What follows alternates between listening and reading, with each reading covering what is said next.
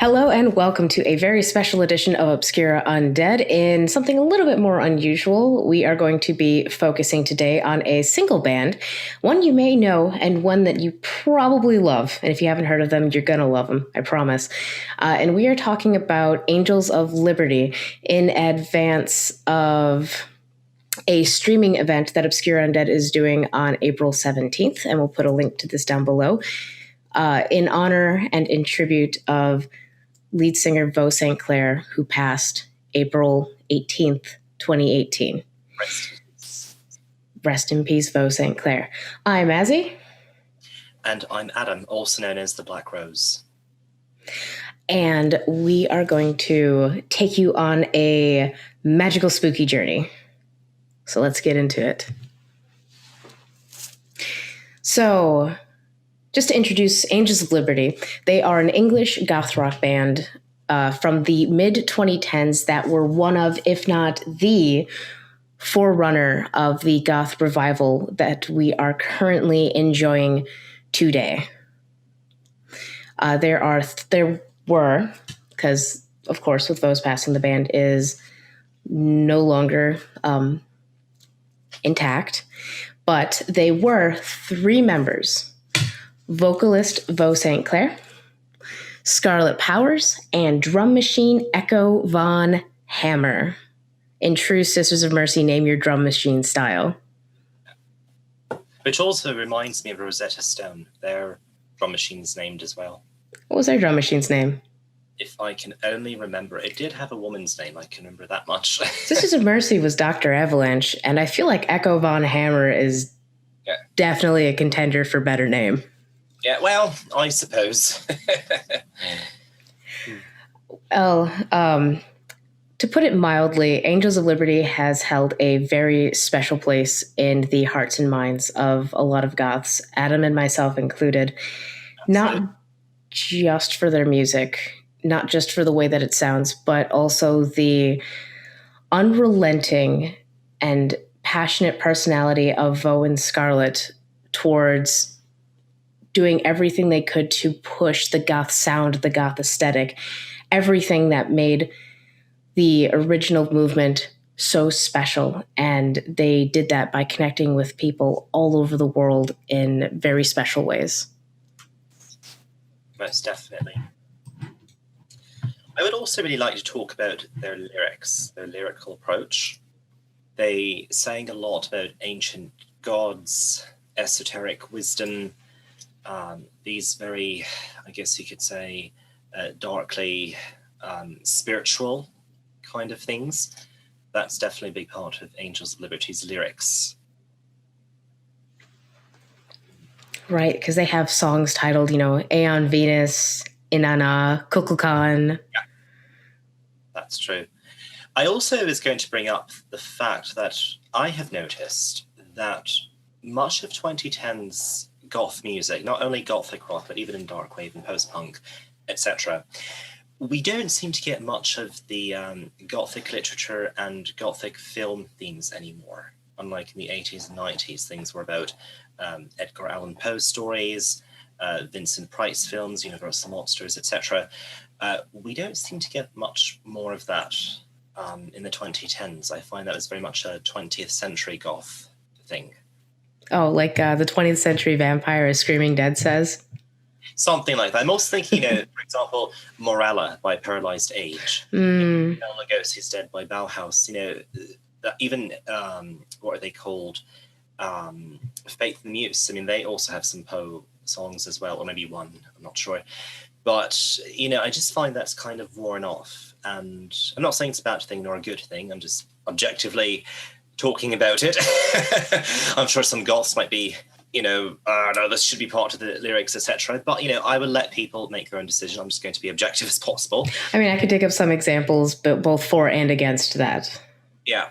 And, for or against it, objectively speaking, Angels of Liberty are definitely no exception. They are one of those bands that doesn't focus their lyrics around 20th, 19th, or 18th century film or literature. They've got their own, dark, ancient world wisdom, I guess you could also say, happening in their lyrics. As well as sort of a running joke that they used to make about the reptiles ruling the planet. They certainly have a thing with their Dracos. Yeah, and that digging back through their Facebook posts was fascinating. Just the sense of humor that they showed, that goth wasn't all serious, and the way that they use that humor to connect with people, especially at a time like when it wasn't sort of the expectation for bands to be so available to their fans. It was kind of, the beginning of sort of everybody integrating Facebook and all these social media platforms into their life. Well, that was what the 2010s was all about. I mean, Instagram alone started in 2010, and Facebook, I believe, started in 2007. So it makes sense. So to so early on be that entrenched in the community is really cool. Absolutely. You were also talking about how Vaux Saint-Clare, rest his soul, used to write letters to his fans. I never knew anything about that. But you mentioned you knew some information about that, and I find that really nice. How many musicians do that?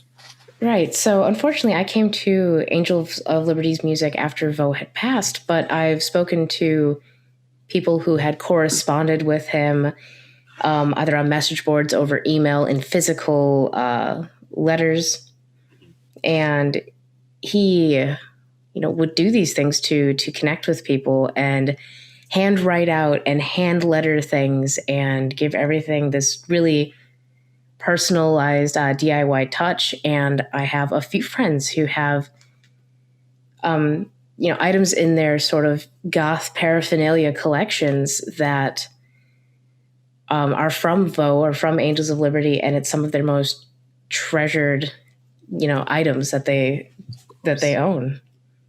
See, to me, that's the definition of dedication. Absolutely. So we're talking a lot about Vaux, but here's another thing that made this band very special. Is in the mid-2000s and the 2010s, I did not club at that period, but speaking to a lot of people who I know who did, and doing a lot of reading online, and listening to people's stories, the mid-2000s into the 2010s are regarded by a lot of goths that I know who lived in the club scenes at that point as a dead period for goth rock, when there weren't many goth rock bands being formed, releasing music, or getting club play, in comparison to a lot of heavy electronic, electro-industrial bands, which became very popular during that time period, to the point where if you listen to some goth and death rock from that period, you can absolutely hear those influences. Well, I guess that's a good transitionary topic into the sound of Angels of Liberty. If one were to ask me, how would I describe the sound of Angels of Liberty, I would basically say go back to Floodland by the Sisters of Mercy and focus on the songs This Corrosion and Floodland 1, that's what it's called. And basically, I see Angels of Liberty as a continuation of that sound. So if you can take that sound as the core of Angels of Liberty and imagining it augment and expanding just as wide as it can go, even almost brushing hands against Darkwave a little bit. They've got some electronic sounds, especially on the first album. I find that one's the most electronic out of the three. That's how I would describe their sound. And right, they definitely dug back into that realm of second wave. Some people call it first wave. I consider it second wave. It depends on where people quantify like how it started, but we'll say it's when Uncle Andy put the rock in goth rock. That wave. I'll tell you how I define it, and my intuition tells me you're going to agree, and we'll see what obscurant subscribers have to say. To me, first wave gothic rock, or goth rock as some will call it, is still under the post-punk umbrella. So if you look at, for example, Susie and the Banshees, If you look at the album Scream, I see that as purely post-punk, whereas if you look at Tinderbox and even Juju to some extent, that's kind of going into Gothic rock. So basically I see the first wave as a bridge between Gothic rock and post-punk. Even Phantasmagoria by The Damned, that falls under that umbrella or that category. And I definitely feel the same about Pornography by The Cure. I mean, if you go back to Boys Don't Cry and then you compare it to Pornography, both are post-punk, but you can definitely hear the beginning. You can't compare 100 Years to anything else in their catalog. Exactly. Although, and also I would also include The Mission in that sound a bit. I mean, not really much in the post-punk stuff, but, you know, that first wave Gothic rock, flirting a bit with new wave, even folk, and early All About Eve. I love All About Eve so much.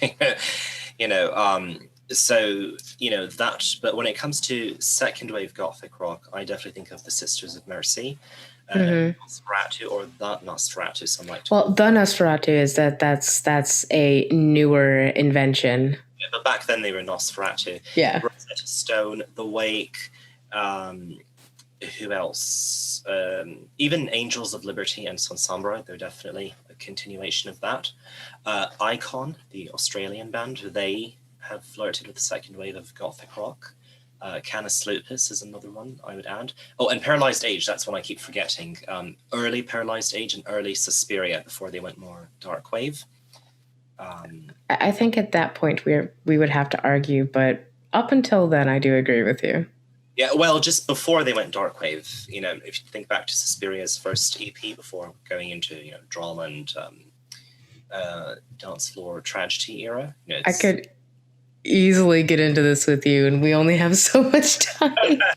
Well, anyhow, so Angels of Liberty fall under that category in my mind, although they do flirt with dark wave a little bit, you know, especially on the first album, those massive, you know, electronic elements. Mm-hmm.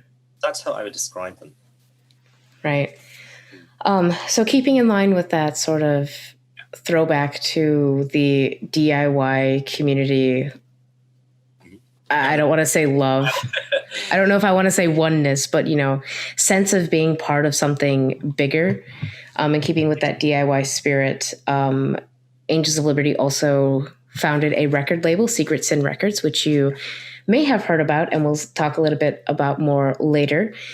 But they did that basically to self-release their music. Unfortunately, Vo did pass in 2018 while they were working on an album that ended up being released posthumously. Yes, Servants of the Grail. Or Servant of the Grail. Mm-hmm. Which I do have a copy of right here, and it's signed by Scarlett. So I'll display it as best as I can. Here's her autograph. That's so cool. Yeah, tell me if the camera's not. It's picking it up. Okay, good. That's really cool. Yes. Yeah. And Azzy, what does Angels of Liberty mean to you as a band? Angels of Liberty is one of those bands that got me really excited for goth rock again, because I had kind of fallen out of it for some personal reasons, some boredom reasons in the mid-2000s. And Angels of Liberty, along with a handful of other bands, is kind of what brought me back around to it, because I felt that excitement again of when I, you know, first picked up in my first goth album, which was it was either Floodland or First and Last and Always, or I bought them at the same time. I don't remember, but it was Sisters of Mercy, right? Yeah. Yeah. Well, to me, Angels of Liberty were, and still are, I would say, the definition, the integrity, and, for lack of a better word, the honor of 21st century Gothic rock. Mm-hmm. I mean, here's the thing. I love the Sisters of Mercy very, very much, but I feel that Angels of Liberty picked up the flame that the Sisters of Mercy put down years ago. Right, and they have two catchphrases basically that you may have heard repeated, and that's "Long live goth rock." I was just thinking about that. And Goth with a capital G. Yeah. Ick right there. Mm-hmm. Long live goth rock. I always got a real big kick out of goth with a capital G. Because it gives it weight. It gives it importance. Yeah. It gives it validity. And absolutely. Here is the thing with Angels of Liberty. They did not try too hard. Some bands have. We're not going to go there. We're going to keep that conversation for our off-camera, gossip. You and I are good at gossiping. So, they didn't do that. But at the same time, they did not under-deliver. And this also happens, and it angers me. A lot of bands get tossed into the gothic rock category, but they do not sound gothic rock. Not one bit. So Angels of Liberty are neither of those two things. They sound gothic rock. They flirt a bit with dark wave, and they're innovative. They keep the flame burning, but at the same time they're unique. They are innovative. They're I can't really think of enough good things to say. They're just so amazing. In terms of the 21st century, there are two bands that I really, really love and adore in terms of goth. Those bands are Angels of Liberty and She Passed Away. And I can't decide which one I like more. I love both very, very much. Well, if you decide to call one maybe dark wave and then the other one maybe goth rock, yeah, well, make it easier. Goth in general. Yeah, under the goth like umbrella. I get you. I get what you're throwing down. Yeah. So yes, it is a pity that they're no longer around. But right. But they left us so much good music. Oh, did they ever? I mean, just the amount of EPs. They've got so many EPs under their belt. And yeah, to me, I cannot imagine the 2010s song Angels of Liberty. They definitely defined 2010s gothic rock, if not 2010s goth music in general, along with She Passed Away.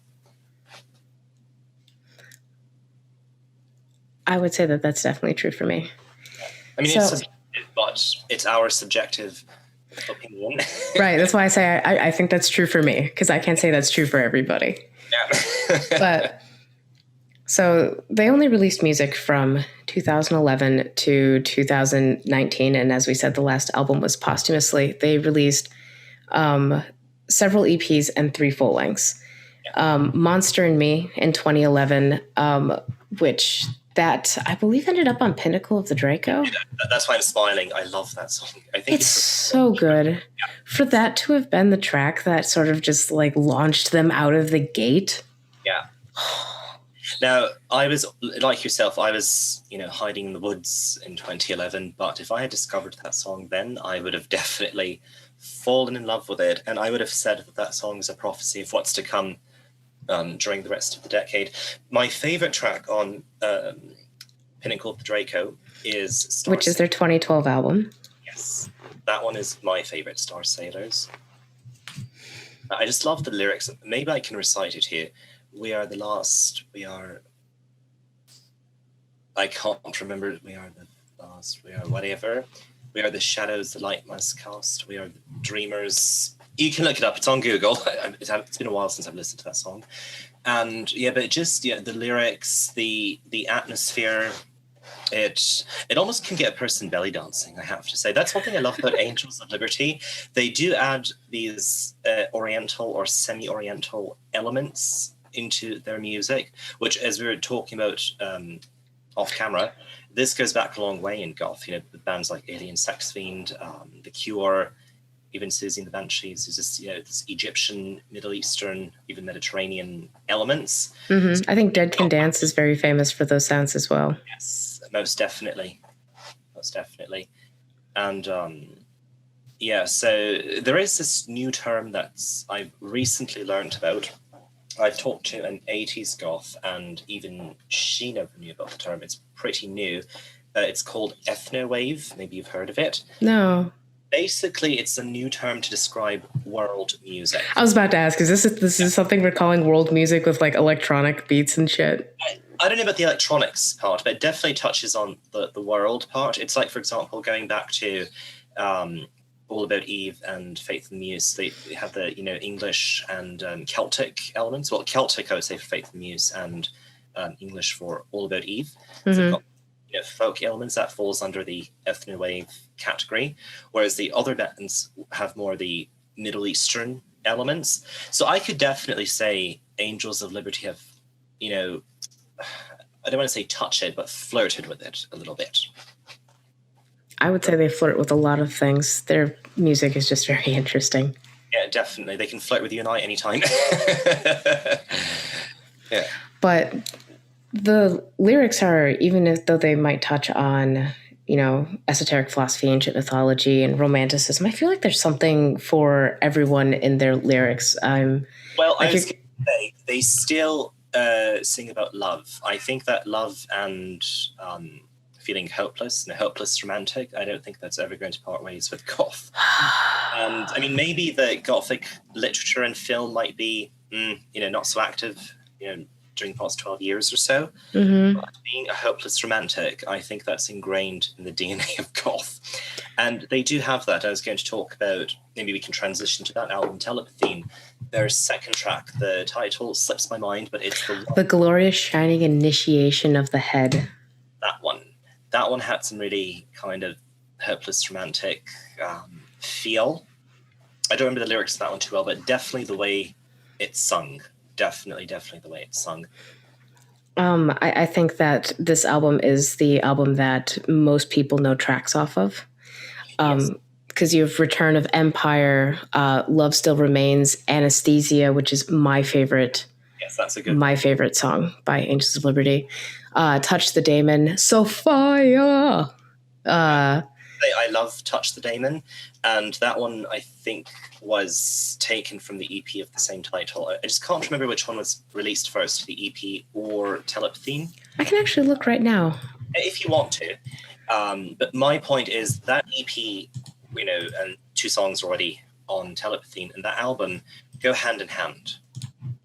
I really think that in the future, if they re-release Telepathy, they should re-release Touch of the Daemon EP.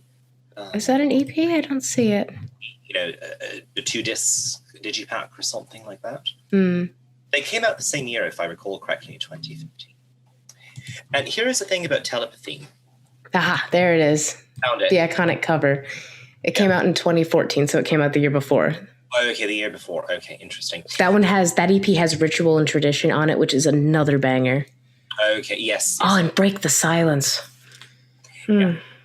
I was going to say that with Telepathy, that's the album where they've defined their sound. When you listen to The Pinnacle of the Draco, I mean, it's beautiful, but you can tell it's a debut. You can tell that there are some patience there. And that doesn't mean I'm going to detract or deduct points for that. It doesn't detract from the quality or anything. It's just that you can tell the band is a bit new. Whereas with Telepathy, that's not quite the case. I mean, subjectively, I don't think so. I think that Telepathy has a more stronger bass.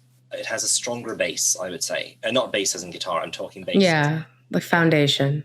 Yes, it's got a stronger foundation and a clearer sense of direction. It feels like the two of them have a master plan and they know where they're going. There's a clear sense of direction as to where they're navigating.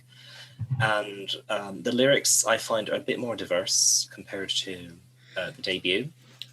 Right. A lot of these tracks on Telepathy, at least in my perception, is that they deal with a lot more of these sort of self-reflecting, introverted struggles rather than maybe, telling a story of mythology. Yes, I would also say it has a feeling of surrender. When I listen to Telepathy, I get the feeling of, this isn't successful, this is not going anywhere, it's time to, as people here in Canada say, throw in the towel. I think they say that in America as well, it's a wrestling term. Well, I don't know if Vo was having health issues this early. I genuinely don't. But I've always felt as though a lot of the health issues that he had were contributing to the writing of this album, especially with the track Anesthesia, which is, like I said, my favorite track, and it talks a lot about, the sorrow I keep locked away, a hidden pain in anesthesia. Yeah, that's powerful. And I never knew if that was something like alcohol or antidepressants or, some kind of like literal anesthetic. But that song is definitely of an internal struggle that like I said, it's my favorite song. It resonates with me. What can I say? Yeah. On the negative side, though, there's that one track, and again, we were talking about it before recording, Something to Do with a Man.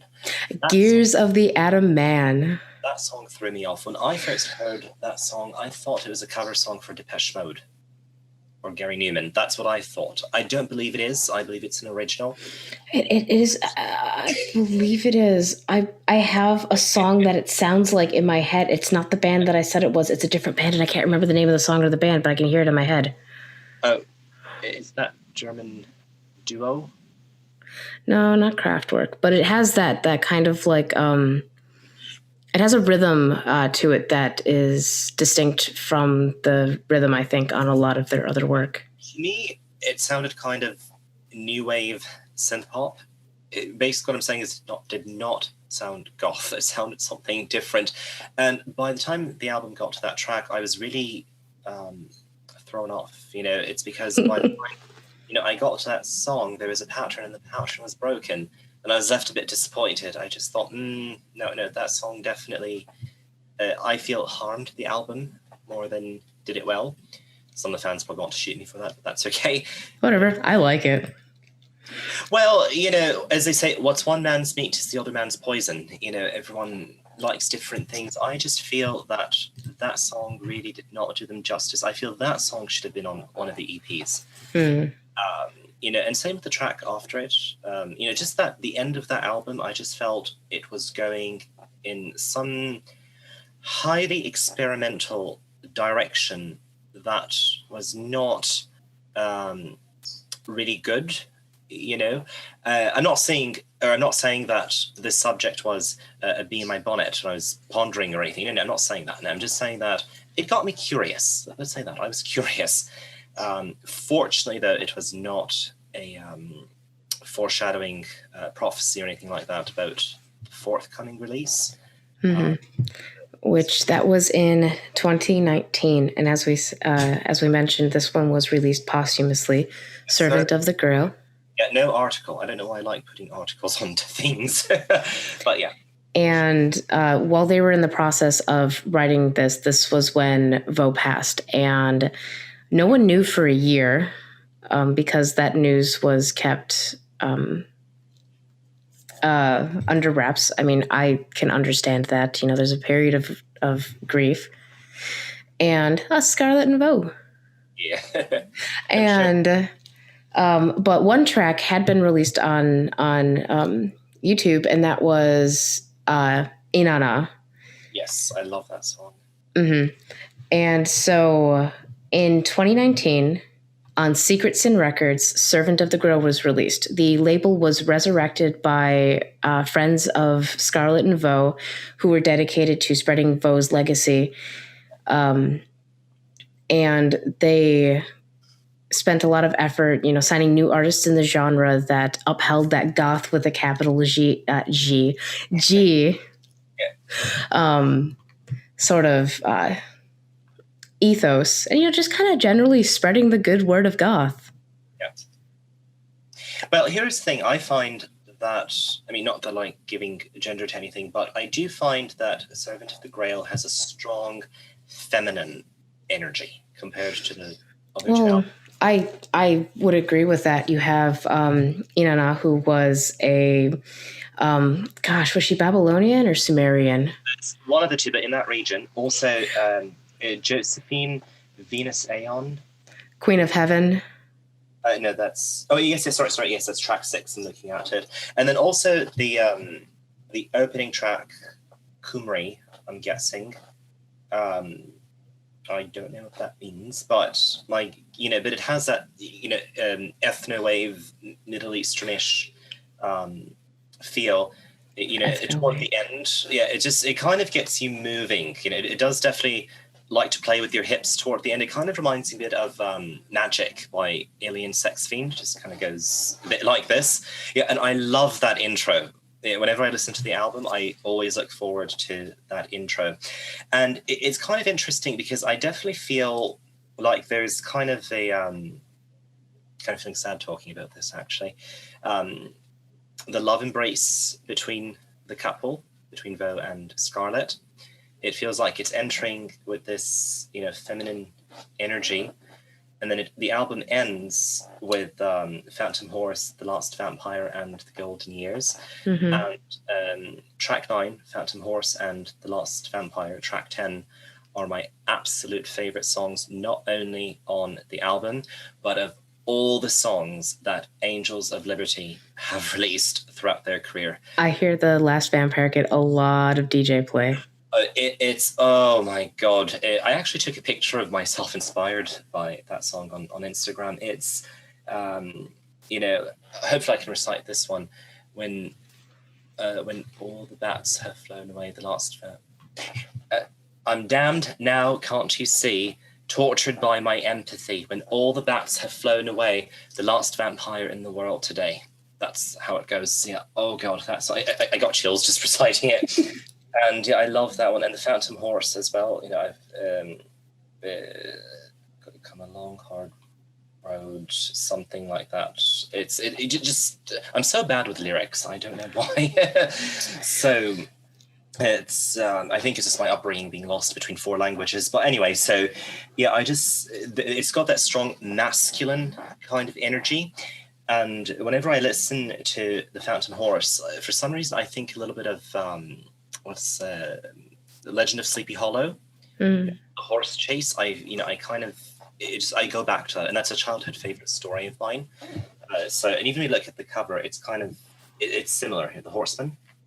So I get that vibe, and then The Last Vampire takes me to a castle. I don't know why. Just imagine this count in his castle, and because I'm so attached to Angels of Liberty, I feel like this song is about their castle, and I'm visiting the castle. So whenever I listen to the song and I get lost, sometimes music plays videos in your head. Mm-hmm. The video that I see is I go into their castle, and there's a giant portrait, many, many feet high portrait of Vaux. And and I just put my hand on it and say, rest in peace. Thank you for this music. You are the last vampire for sure. And then I turn around and blow a kiss to Scarlett. And then for some reason I always see a cliff at the end. And then I walk out onto a cliff. So that's a video that plays in my head when I listen to that song. I love how vivid your imagination is. Well, I'm an author, so of course I've got a wild imagination. It's lovely. And then The Golden Years just seals that album. It's very neutral. It doesn't have the strong femininity of Cymru nor Inanna, but it doesn't have that strong masculine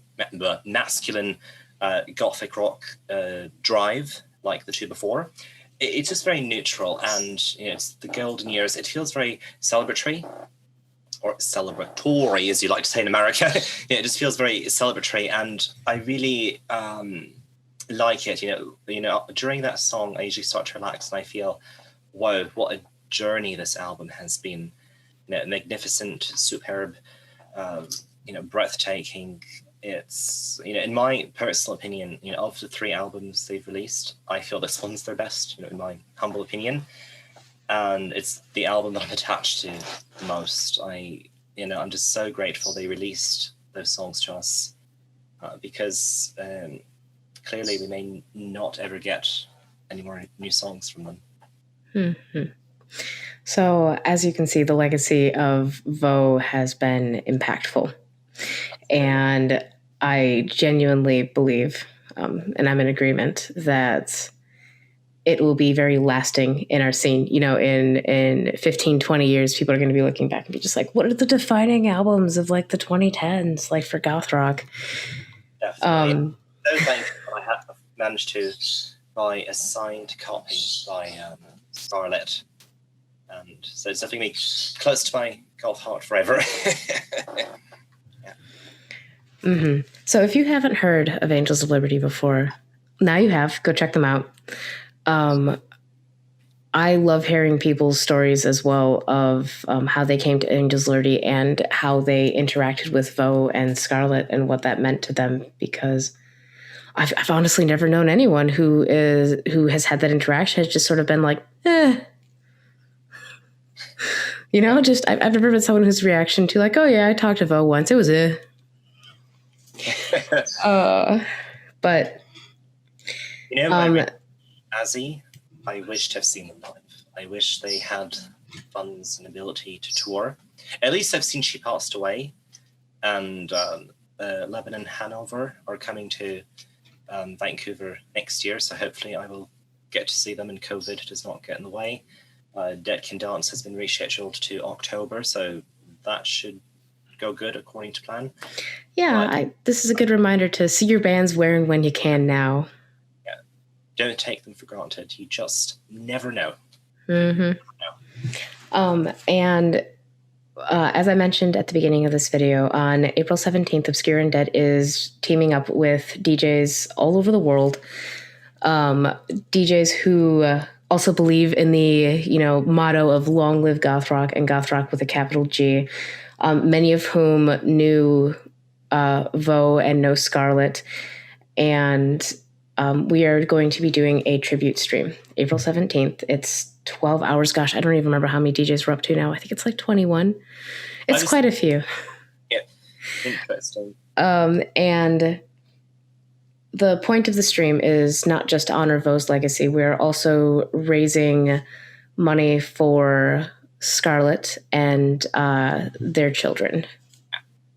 No, I think that's very important. I think it's very important. Yep. So I'm going to put a link to that down in the description. And I hope you can join us and you enjoy fun, spooky times. But we have come to the end. Yes. And all things, unfortunately, must end. Yes, unfortunately. Also, to the viewers, I would love to hear your favorite Angels of Liberty albums or songs. Comment them below. Comment your favorite memories of the band. And if any of you have seen them, I would love to hear about that experience. And Azzy, I think you would too. Just hearing the story of it. Yeah, just how they were live and things like that. In fact, I don't even know if they performed live, believe it or not. I'm pretty sure they did. I believe they did.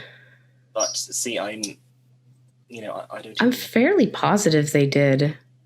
I just can't remember any specific places, but I think they played at a fest or two.